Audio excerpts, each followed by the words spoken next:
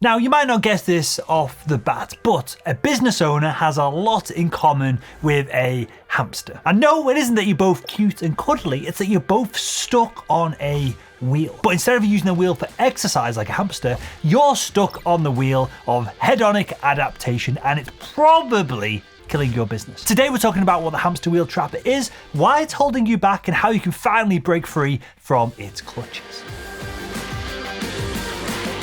Hi, my name is Will and I make small businesses more profitable. Now, if you're one of those 60-hour per week, massively productive small business owners, but you're always stressed, you're always worn out, and you're always tired, then this video is for you. We're going to cover what the small business hamster wheel actually is, why it exists, and how to fix it. So, my little hamster friends, are you ready to jump in? Well, let's go. Now, there's a lot of talk these days about working hard. All of these productivity gurus giving you the hacks and the habits to get more done. They're all about setting 50 goals a day, sleeping less, working harder, and all of this endless slog is going on and on and on. It never seems to end. And whilst, yes, there's a whole bunch of small business owners that can put in a few more hours and hustle a little bit harder, there isn't nearly enough content on the flip side of this, the dangers of this hustle porn lifestyle. Videos and podcasts on how when you become too obsessed, too high octane with your production, your health, both mentally and physically, can take a massive beating. And we all know the effects of compounding in a small business, where year one, you make whatever, but year 5, you can make incredible amounts of cash. But if you don't make it to year 5 because you burn out, then all of this was for nothing. The business owner suffers, and because most small businesses are focused around an individual, the business itself suffers as well. And at the end of it all of the fulfillment and the happiness that you were chasing by starting a small business is just as far off as it was when you got started. So, what do we do about it? Well, to get to the solution of these pretty serious problems, we've first got to understand the underlying cause. So let's take a look at what the small business hamster wheel actually is. Well, it's otherwise known as hedonic adaptation. It's the business owner on this metaphorical hamster wheel spinning, going over and over, achieving goals, but then carrying on and never really feeling satisfied. This constant state of setting a goal, being excited about it, getting 90% of the way to it, and then forgetting about it, move on to the next one, and then the next one is at the heart of modern burnout. It generates mental fog. It gives you zero energy across the 80-hour weeks where you never actually feel like you've achieved anything, even if the business is progressing. So what does the cycle look like for most small business owners? So it starts out with a desire.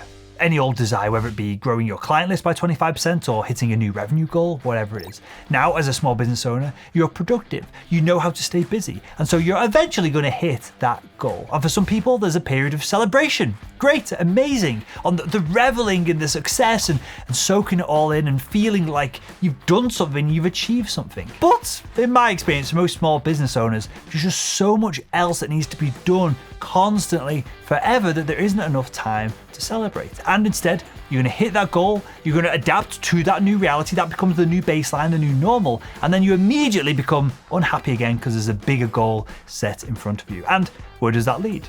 A new goal, and a new goal, and the cycle starts, and it goes over and over and over again until you end up burning out or just quitting the business altogether before you reach those real highs of small business success. Now, if this isn't sinking in, let me ask you one question to make this a little bit more concrete in your mind. Do you remember your first car? It might be a beat up Ford or a beat up Dodge that you bought from a friend or a family member for 500 quid, $1,000, whatever it was. Sure, the seats had weird stains on them and some cigarette burns, and the windows in the back didn't wind all the way up, so it got a little bit wet when it rained. But that first car was absolutely life-changing for you. It opened up the world, both figuratively and literally. It gave you freedom that you'd never experienced before, and you probably loved it, even though it had tons of flaws, even though in hindsight it was probably a right shithole. But as you get older, you adapted.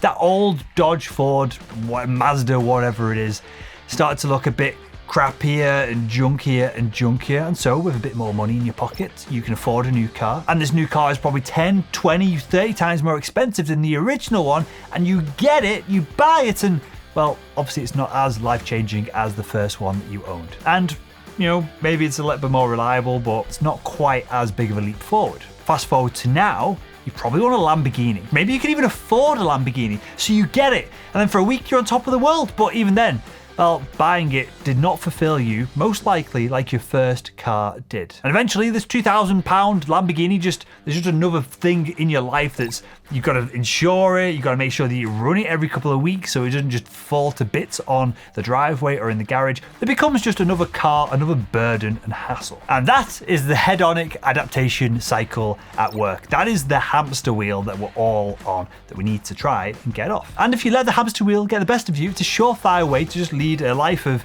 consistently more and more disappointment, even though you're putting in more and more work to get to each one of these stages. There's a lack of fulfillment and eventually unhappiness. So let's take a look at why this happens in the first place. Because like most things that hold humans back, the problem here isn't the environment, the universe that we live in. The problem is us. It's us that are stopping ourselves from feeling happy and fulfilled. And this is partly because of our own genetics. Because as it turns out, most of our ability to be happy is actually determined by our genes, not how many Lamborghinis are on your driveway. Let me ask you this rhetorically, because it's a video and you're not going to be able to answer back. I guess you could leave a comment in the comments below this.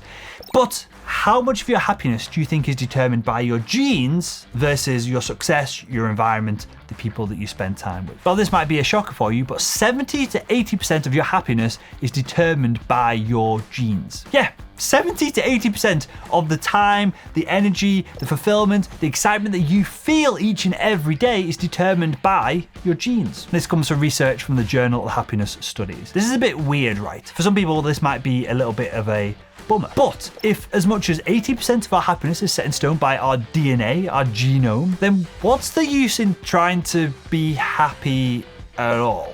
Should we even bother trying to manipulate our environment and our success here? Well, yes, you should. Don't worry, there's more to the story. Because even though this might seem like we're locked into either being euphoric individuals, unmoving and boring and miserable curmudgeons, the truth, as always, is a little bit more complex than that. Because like other so-called genetic traps, there are a few things that you can do to push through this genetic disposition. So let's look at how to fix all of this. Because just like some individuals are born with a predisposition to diabetes, that doesn't mean that they all get diabetes, because they can choose their meals carefully and prevent the disease altogether. You also have a choice when it comes to your own levels of happiness. And it all starts with finding out what is good enough, and then celebrating when you reach it. Because think about it like this, we're all on this planet, this ball of rock, ice, water, and hydrogen, helium, whatever it is, flying through the universe for a set period of time. And when you die, you can't take any of this stuff with you. The Lamborghini doesn't go up to heaven, hell,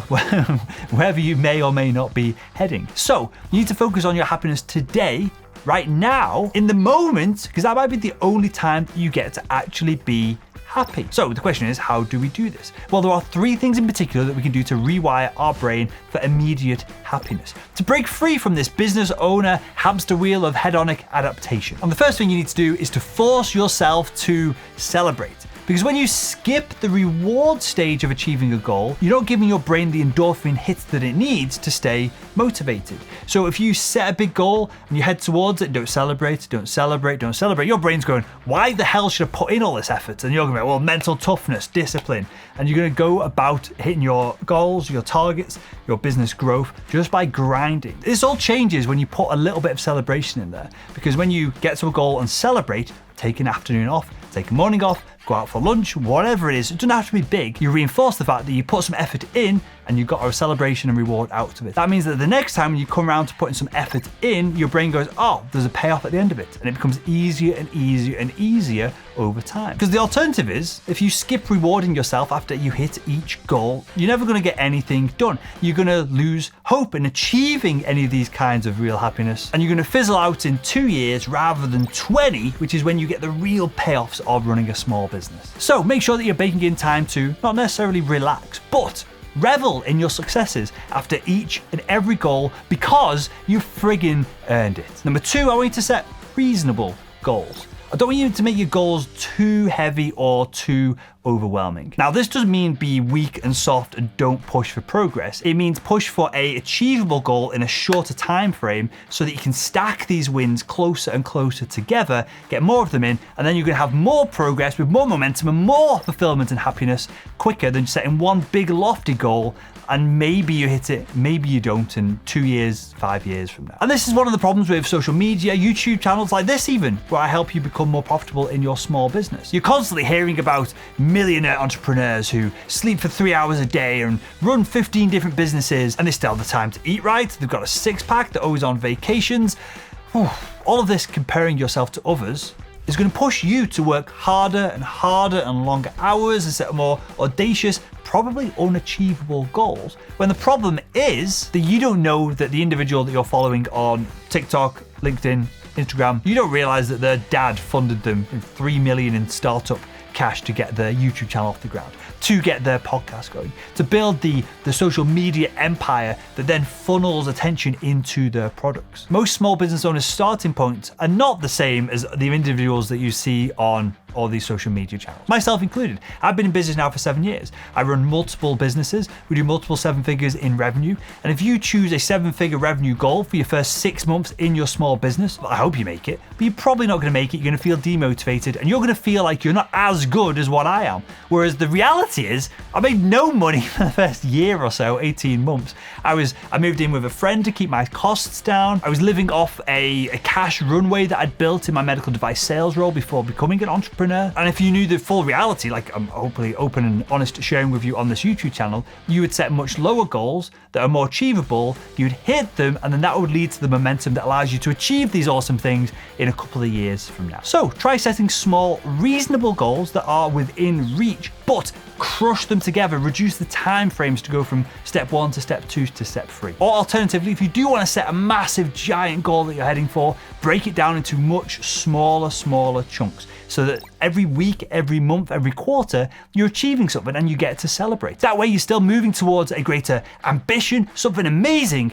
but you're also getting these little hits of accomplishment along the way. And last, focus on what I call the happy, because we're all guilty of getting into the dumps every now and again. We fixate on the past, we worry about the future, and all this doom and gloom and maybe even endless anxiety can take the toll on our mental and physical and emotional health. So next time you feel yourself going down the spiral of, well, this isn't quite where I wanted it to be, and the economy's shifting, which is going to ruin my forecasts the next 6 months, flip it on its head. If you find yourself ruminating on the future, the past, stop, catch yourself, and force yourself to think of a happy memory rather than a negative one of your past. If you're freaking out about a problem that's coming down the line, think about how good it's going to feel when you do overcome that problem. Use your brain as a tool. Your brain's way more flexible than what most people understand. And the more you train your brain to focus on the happy, the more likely you're gonna have happy thoughts pop in unexpectedly. It's gonna leave you with a much sunnier disposition. So catch negative thoughts, consciously redirect them towards a positive one.